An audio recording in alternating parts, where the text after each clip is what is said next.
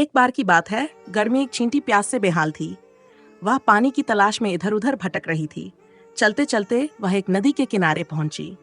जैसे ही उसने पानी पीने के लिए नदी में झुकने की कोशिश की, अचानक उसका पैर फिसल गया और वह तेज धार में बहने लगी।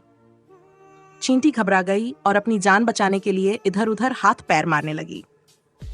वह मदद के लिए चिल्लाने लगी, लेकिन उसकी धीमी आवाज कोई सुन नहीं रहा था। वह डूबने ही वाली थी कि तभी एक पेड़ पर बैठा एक दयालु कबूतर उसे देखता है। कबूतर को चींटी की हालत देखकर बहुत दुख हुआ। उसकी आंखों में करुणा झलकने लगी। बिना समय गंवाए उसने जल्दी से एक पत्ता तोड़ा और नदी में फेंक दिया।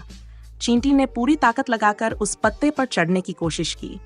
कुछ ही देर में वह सुरक्षित पत्ते पर बैठ गई और किनारे तक आ गई। उसकी जान बच गई थी। चींटी ने कबूतर को दिल से धन्यवाद दिया और वादा किया कि वह कभी उसका यह एहसान नहीं भूलेगी। कुछ दिन बाद वही कबूतर एक पेड़ की डाल पर बैठा था। तभी एक शिकारी चुपचाप उसकी ओर तीर चलाने की तैयारी कर रहा था। वह कबूतर को पकड़ने के लिए एक जाल बिछाने वाला था। चींटी को कबूतर द्वारा दी गई मदद याद आई। उसने बिना कोई देर के शिकारी के पैर पर जोर से काट लिया। दर्द के कारण शिकारी का ध्यान भंग हो गया और उसका तीर निशाने से चूक गया। कबूतर तुरंत उड़ गया और अपनी जान बचा ली। अब कबूतर समझ गया कि उसकी दयालुता व्यर्थ नहीं गई थी। उसने प्यार से चींटी की ओर देखा और आभार प्रकट किया।